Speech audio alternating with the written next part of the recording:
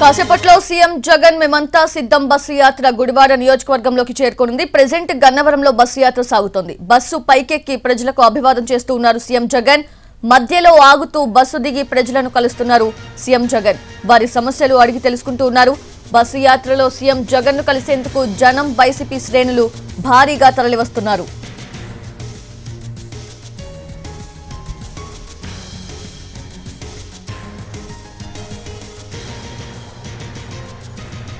రాయి దాడి ఘటనతో సీఎం సెక్యూరిటీలో భారీ మార్పులు చేశారు. బస్సు యాత్రలో సీఎంకు గజమాలలు వేయడం, పూలు విసరడంపై ఆంక్షలు విధించారు. సీఎం పర్యటించే మార్గంలో పోలీసులతో భద్రతను కట్టుదిట్టం చేశారు.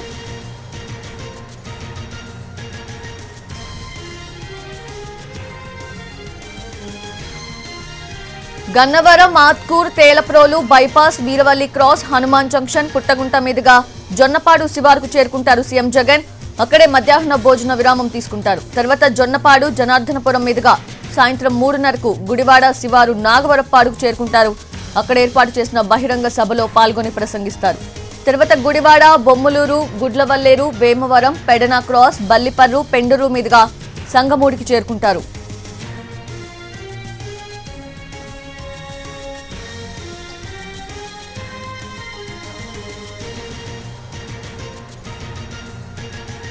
కాసేపట్లో బస్సు యాత్ర గుడివాడ నియోజకవర్గంలోకి చేరుకోనుంది. ప్రెజెంట్ గన్నవరంలో బస్సు యాత్ర సాగుతోంది.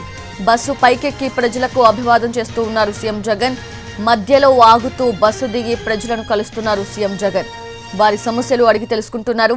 బస్సు యాత్రలో సీఎం జగన్ ను కలిసేందుకు జనం వైసీపీ శ్రేణులు భారీగా తరలివస్తున్నారు. రాయి దాడి ఘటనతో సీఎం సెక్యూరిటీలో భారీ మార్పులు చేశారు. బస్సు యాత్రలో సీఎంకు గజమాలలు వేయడం, పూలు విసరడంపై ఆంక్షలు విధించారు. సీఎం పర్యటించే మార్గంలో పోలీసులతో భద్రతను కట్టుదిట్టం చేశారు.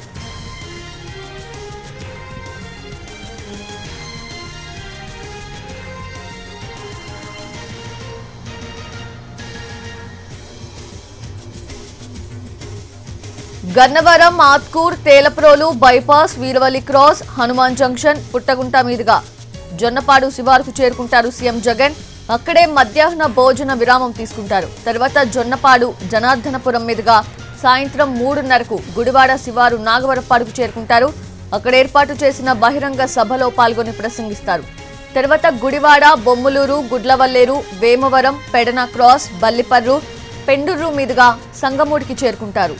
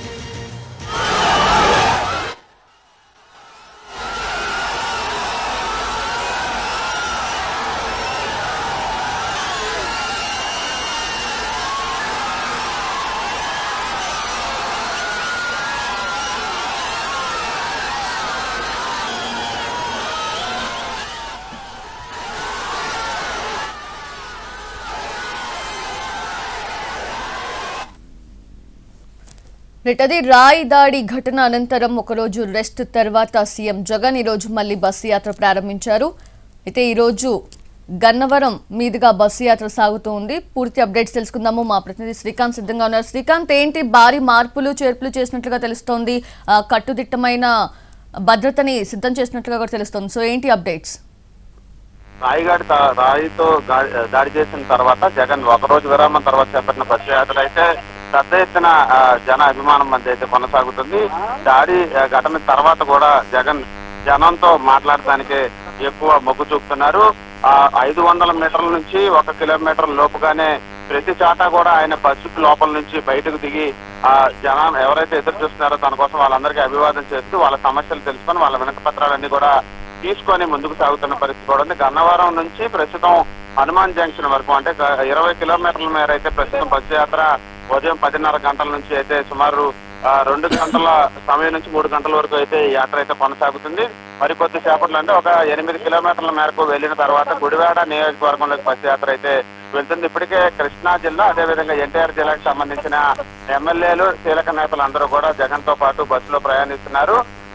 రాయితో దాడి చేసిన తర్వాత జగన్ బస్సుకే పరిమితం అవుతారు. బస్సు పైకి ఎక్కి అభివాదం చేయడం చాలా తక్కువగా ఉంటుందని చెప్పి అంచనా వేసినప్పటికీ వాటన్నిటికీ భిన్నంగా ప్రజల్లో ఉండటానికి ఇష్టపడే జగన్ అదే విధంగా ప్రజా సమస్యలు తెలుసుకోవడానికి ప్రజలకు అభివాదం చేయడానికి బస్సు నుండి బయటకు వచ్చి మెట్ల మీదే కూర్చొని పదే వాళ్ళతో మాట్లాడటం, వాళ్ళకి సంబంధించిన సమస్యలకు సంబంధించిన వినతి పత్రాలన్నీ తీసుకొని ముందుకి కదులుతున్నట్టుగా అయితే మనకి స్పష్టంగా కూడా తెలుస్తుంది. అయితే ఇంటెలిజెన్స్ వర్గాలు ఇచ్చిన సూచనలు కానీ అదేవిధంగా సెక్యూరిటీకి సంబంధించిన సమస్యలు నేపథ్యంలో గజమాలలో క్రేన్స్ సంబంధించిన వాటిని ఇప్పటికే వద్దు అని కూడా ఇంటెలిజెన్స్ నిఘా వర్గాలు కూడా చెప్పిన నేపథ్యంలో ఇప్పటి వరకు జరిగిన బస్సు యాత్రలు అయితే ఎక్కడా కూడా క్రేన్లు కానీ పెద్ద భారీ గజమాలను కానీ వేయకుండా అయితే ఉన్నారు. అదేవిధంగా బస్సు మీద పూలు కూడా జల్లకుండా ఆంక్షలు కూడా పెట్టిన నేపథ్యంలో పూలు కూడా జల్లకుండా యాత్ర అయితే కొనసాగుతున్న పరిస్థితి కూడా ఉంది. ఇంకొక గంట సమయానికి గంట నుంచి అరగంట సమయంలోపు అయితే గుడివాడలో సమీపంలోకి యాత్ర కూడా గుడివాడ నియోజకవర్గంలోకి యాత్ర అయితే ప్రవేశిస్తుంది. మధ్యాహ్నం లంచ్ బ్రేక్ ఆగిన తర్వాత 4:30 గంటల సమయానికి గుడివాడలో భారీ బహిరంగ సభలో జగన్ అయితే పాల్గొంటారు. పెద్ద ఎత్తున ప్రజలు కూడా తరలి రావడంతో కొంత ట్రాఫిక్ ని కూడా కంట్రోల్ చేయాల్సిన పరిస్థితి కూడా ఉంటుంది. ఎందుకంటే జగన్ ఆ బస్సు వెళ్లిన తర్వాత కిలోమీటర్ మేర వెనకాల వాహనాలు ఫాలో అవటం కానీ అభిమానులు కానీ ఫాలో అవటం వల్ల ఆ కిలోమీటర్ తర్వాత వచ్చే వాహనాలన్నింటినీ కూడా రోప్వే అదేవిధంగా లా అండ్ ఆర్డర్ పోలీసులు నిలిపివేసి మొత్తం క్లియరెన్స్ వచ్చిన తర్వాత మాత్రమే వాటిని పంపిస్తున్న పరిస్థితి అయితే బస్సు యాత్రలో ఉంది. శ్రీకాంత్, ఏంటి రాయి దాడి ఎవరైతే చేశారో వారి వివరాలు కనుక తెలిసిన వాళ్ళు సమాచారం పోలీసులకు అందిస్తే 2 lakhs క్యాష్ ప్రైజ్ అనౌన్స్ చేశారు పోలీసులు. సో ఏం జరగనుంది? ఒకవైపున బస్సు యాత్ర కొనసాగుతూనే ఉంది. రాయి దాడి అంశానికి సంబంధించిన కీలక విచారణ మరోవైపు విజయవాడ పోలీసులు చేపట్టారు. అయితే ఇప్పటి వరకు కూడా ఈ కేసుకు సంబంధించిన ఆధారాలు సేకరించడం మీద ఫోకస్ పెట్టినప్పటికీ కూడా అనుమానితులను కూడా పెద్ద ఎత్తున 50 నుంచి 70 మందిని రౌడీ షీటర్లు కానీ పాత నేరస్తులు కానీ వీళ్ళందరినీ కూడా అదుపులోకి తీసుకొని వాళ్ళ వివరాలు తెలుసుకొని ఈ క్రైమ్ కు సంబంధించి ఎవరైనా మాట్లాడుకున్నారనే అంశాలు కూడా తెలుసుకున్నారు.